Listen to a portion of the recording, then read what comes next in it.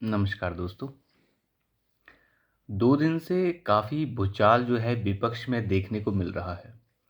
जब से शरद पवार ने ये कहा है कि अडानी और अंबानी का मामला कुछ है ही नहीं, जानबूझ के इस मामले को उठाया जा रहा है और इस मामले को है ज़्यादा तूल दी जा रही है। वैसे तो एक दिन पहले शरद पवार ने ये एक इंटरव्यू के दौरान ये बात कही कि अडानी और अंबानी समूह का जो हिंडनबर्ग की जो रिपोर्ट आई है, वो मामला इतना बड़ा नहीं है और मुझे नहीं लगता कि उसे संसद में इतना उठाना चाहिए था। और उन्होंने एक बात कही कि पूरा का पूरा जो विपक्ष जिस तरीके से पूरे मामले को पार्लियामेंट में उठा रहा है, जितना बड़ा हंगामा हो रहा है कि इतने बड़े हंगामे की आवश्यकता नहीं थी, ये इतनी बड़ी बात नहीं थी। और उन्होंने तो एक तरह से ये भी कह दिया कि हिंडनबर्ग की जो रिपोर्ट है उसी को ही उन्होंने कटघरे में खड़ा कर दिया। उनका कहना साफ था कि इस तरह की रिपोर्ट्स जहाँ से आई हैं, वो सूत्र कैसे हैं, वो किस तरह की रिपोर्ट्स निकालते हैं, उनकी विश्वसनीयता क्या है, वो भी बातें अभी कटघरे में हैं। तो इस तरीके की बात उन्होंने कही है और उन्होंने पूरी की पूरी जो हिंडनबर्ग की रिपोर्ट है, उसी को कटघरे में खड़ा करने की चेष्टा कर दी है।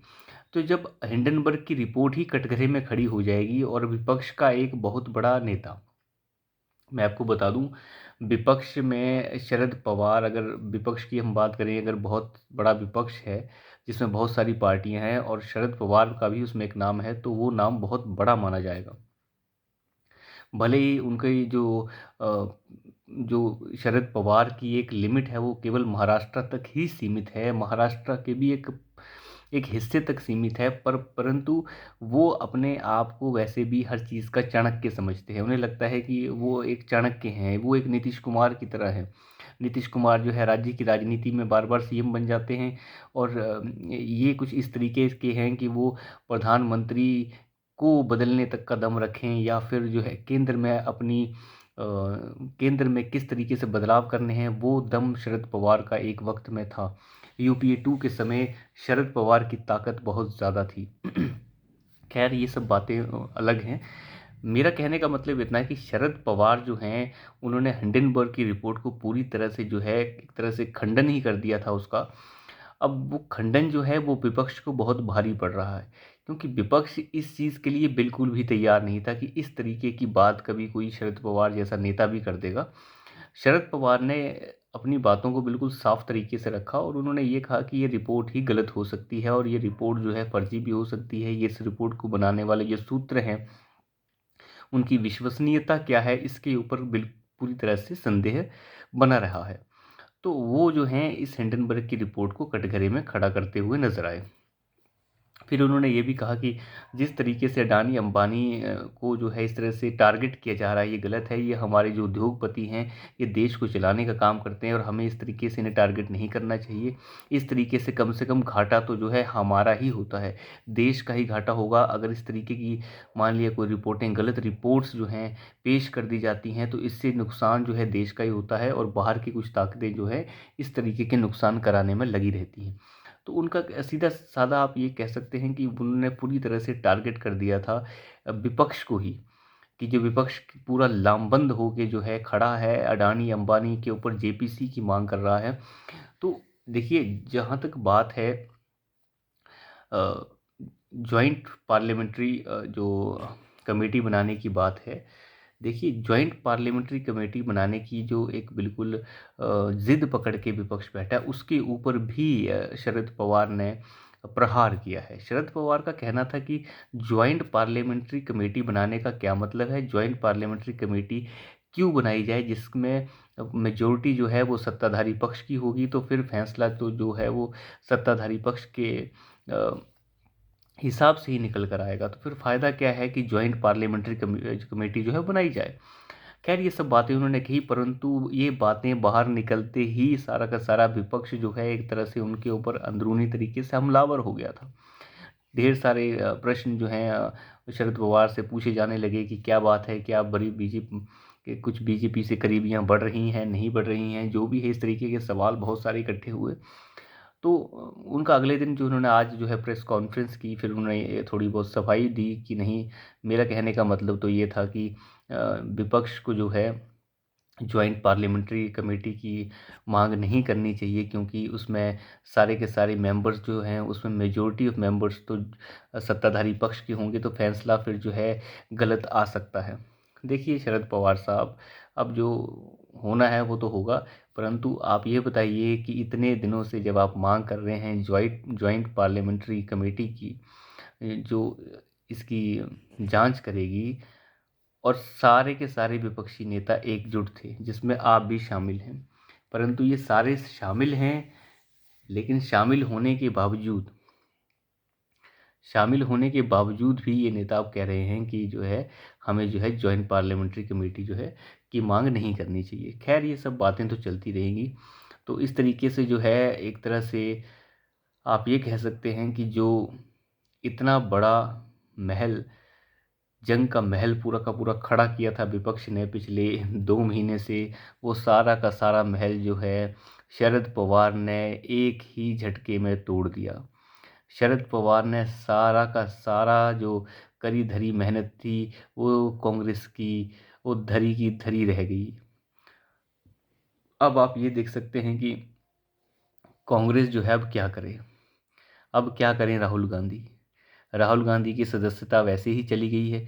राहुल गांधी को ये एक उम्मीद की किरण उन्होंने बनाई थी कि सारा का सारा विपक्ष लामबंद है, जेपीसी की मांग कर रहा है, भ्रष्टाचारी आम आदमी पार्टी जो है उसे तो एक बहाना मिल गया है, चलो इसी बहाने से प्रधानमंत्री को टारगेट कर लेते हैं। तो ये इस तरह के चाटुकार पाखंडी भी साथ में ही हैं। तो एक तरह से आप देख सकते हैं पूरा का पूरा विपक्ष इकट्ठा था, तो राहुल गांधी को एक तरह से मोरल सपोर्ट थोड़ी बहुत थी। लेकिन अब राहुल गांधी की जो राहुल गांधी ने जो मेहनत की, अडानी अंबानी और 20,000 करोड़, इतने हज़ार करोड़, ये पूरा का पूरा जो झूठ का पुरिंदा और झूठ का महल राहुल गांधी ने खड़ा किया, उस महल को पूरी तरह से जो है शरद पवार ने ढा दिया है दोस्तों, बुलडोजर चल गया है उसके ऊपर। तो सारी की सारी मेहनत धरी की धरी रह गई है। ये बातें तो हो गई शरद पवार ने जो कहा, और उसका विपक्ष के ऊपर क्या प्रभाव पड़ेगा। देखिए विपक्ष के ऊपर जो प्रभाव पड़ना था वो पड़ गया है। विपक्ष की बहुत सारी चीज़ें जो है धरी की धरी रह गई हैं। पिछले 3-4 दिन में जो है 2-3 बातें हुई हैं। पहली बात तो ये है कि शरद पवार ने जो है पूरी की पूरी विपक्ष की जो प्रणाली थी उसे नेस्तनाबूद कर दिया है। और जैसे अडानी अंबानी के ऊपर जेपीसी की मांग थी, वो पूरी की पूरी जो है एक तरह से जो है हाशिए पे चली गई है, और विपक्ष जो है पूरी तरह से बैकफुट पे पहुंच गया है। दूसरी बात जो एक बड़ी इंपॉर्टेंट हुई है वो है ये सारे के सारे विपक्ष जो भ्रष्टाचारी विपक्षी दल हैं, ये पहुंच गए थे सुप्रीम कोर्ट के पास। मैं पहले एक वीडियो में बता चुका हूं आपको, सुप्रीम कोर्ट ने जो है इनकी सुनवाई करने से मना कर दिया। सुप्रीम कोर्ट ने कहा कि नेताओं के लिए अलग से कानून नहीं बनाया जा सकता, जैसे जांच दूसरे लोगों की होती है वैसे ही आपकी भी होगी। अगर सरकार ईडी और सीबीआई से आपकी जांच करवा भी रही है तो इसमें हम क्या कर सकते हैं, हमारा इसमें कोई रोल नहीं है। तो सुप्रीम कोर्ट ने साफ मना कर दिया था। तो इस तरह से विपक्ष को जो है बहुत बड़े बड़े झटके लग रहे हैं पिछले 2 दिन से। आप कह सकते हैं कि जैसी करनी वैसी भरनी, जैसा करोगे वैसा ही भरोगे, जो बो रहे हो वही काट रहे हो। तो कुल मिला के प्रधानमंत्री जी की किस्मत जो है साथ दे रही है। ये लोग अपने ही जाल में, अपने ही जो उनके बनाए हुए गड्ढे हैं उनमें खुद ही गिर रहे हैं।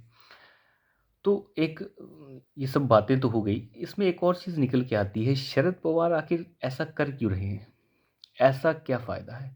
देखिए शरद पवार कोई ऐसा नहीं है कि वो बिल्कुल साफ़ सुथरे नेता हैं। बहुत सारी चीज़ें उनके अंदर भी और उनकी पार्टी में भी चल रही हैं, बहुत सारी जांच चल रही हैं। अगर महाराष्ट्र की हम विशेषकर बात करें तो देखिए करप्शन जो है शरद पवार के साथ भी है।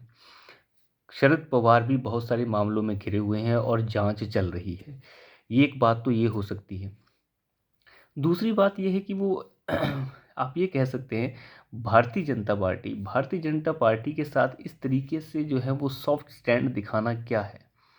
हो सकता है वो मोदी को मनाने में लगे हों कि वो मोदी के क्लोज जाने की का सोच रहे हों। वैसे देखिए बहुत सारे अवसरों में दिखा है कि बहुत बार हमने देखा है कि शरद पवार या फिर प्रधानमंत्री मोदी किसी तरह से कोई ऐसा उनका मेल जोल इतना बुरा नहीं है, परंतु पिछले कुछ दिनों से ये बिल्कुल खटपट ज़्यादा हो गई थी, जब से महाराष्ट्र में महाविकास अघाड़ी की जो सरकार जो चल रही थी पहले, वो उस सरकार के दौरान जो है खटपट ज़्यादा बढ़ी है, जिस समय उद्धव ठाकरे ने भारतीय जनता पार्टी और शिवसेना के मिले हुए मैंडेट को बिल्कुल नकारते हुए भारतीय जनता पार्टी को छोड़ दिया और शरद पवार और कांग्रेस के साथ हाथ मिला लिया।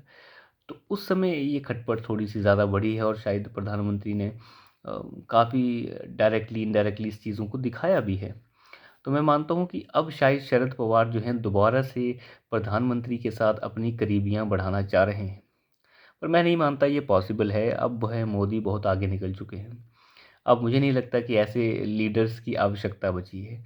शरद पवार जो महाराष्ट्र के एक आप कह सकते हैं एक 2-4 ज़िले के लीडर हैं, उनसे कोई फ़र्क नहीं पड़ता। वो आएँ या ना आएँ, वो सरकारों को बदलने और उन्हें ठहराने का दम रखते थे, लेकिन अब वो बातें चली गई हैं, वो बातें बहुत दूर की हैं। आपको बता दूं यूपीए के समय शरद पवार मिनिस्टर तक रहे हैं, शायद कृषि मंत्रालय इनके पास था। तो इस तरीके की मिनिस्ट्रीज तक भी इन्होंने संभाल रखी हैं। वो वक्त था इनका, वो गुरूर था इन्हें। इन्हें लगता था कि हमारे होने से सरकारें बदली जा सकती हैं और सरकारें चलाई भी जा सकती हैं। कहने का मतलब ये अपनी जेब में चाबियां लेके घूमते थे, ये टूल किट्स लेके घूमते थे कि सरकारें जो हैं हमारे समर्थन से बनेंगी और गिरेंगी। तो ये लोग उस टाइप के लोग हैं। मैं आपको बताऊं, उस टाइप की रीजनल पार्टीज़ हैं ये, जो फ्रैक्चर्ड मैंडेट का वेट करती हैं सेंटर में। जिस समय भी फ्रैक्चर्ड मैंडेट आएगा, ये लोग जो हैं अपनी दुकान लेके पहुंच जाते हैं। फिलहाल इनकी दुकान पिछले 10 साल से बंद है और मैं नहीं मानता कि अगले कई सालों तक ये दुकान खुलने वाली है। तो उन्हें इसी दुकान के बंद होने की थोड़ी सी खला है अंदर से। दुकान बंद हो रही है, बुरा भी लग रहा है, लेकिन क्या करें, कुछ कर नहीं सकते। तो इसलिए मोदी को ही फंसाने का जाल फेंक देते हैं कि शायद मोदी साहब मान जाएं और हमारे ऊपर कुछ दया कर दे। मोदी साहब तो इस वक्त इस तरीके से पार्टी चला रहे हैं कि उनके अपने ही नेता जो हैं परेशान हैं उनसे। अपने नेता जो हैं उनके बेटों अपने बेटों को टिकटें नहीं दिलवा पा रहे हैं। तो अब नई प्रवृत्ति भारतीय जनता पार्टी में ये शुरू हो गई है कि धीरे धीरे जो है वंशवाद और परिवारवाद की सफाई हो जाए। और शरद पवार की बात हो या और बहुत सारी रीजनल पार्टियों की बात हो, वो तो वैसे ही परिवारवाद से ही शुरू होती हैं और परिवारवाद पे ही ख़त्म हो जाती है। तो ये सारी की सारी बातचीत ख़त्म करते हैं अभी। हमने आज यही देखना था कि शरद पवार ने क्या कहा, उसका प्रभाव विपक्ष के ऊपर क्या है, वो तो हमने साफ सुथरा देख ही लिया कि क्या प्रभाव पड़ेगा। और दूसरी बात ये थी कि शरद पवार ने ऐसा क्यों किया है, शायद वो बीजेपी से फिर से करीबी बढ़ाना चाहते हैं, क्योंकि उन्होंने बीजेपी का काफ़ी बड़ा काम जो है आसान कर दिया है। तो करीबियाँ बढ़ाने से कुछ नहीं होगा शरद पवार साहब, अब कोई नहीं मानने वाला, बहुत देर हो चुकी है। तो अभी के लिए इतना ही, धन्यवाद।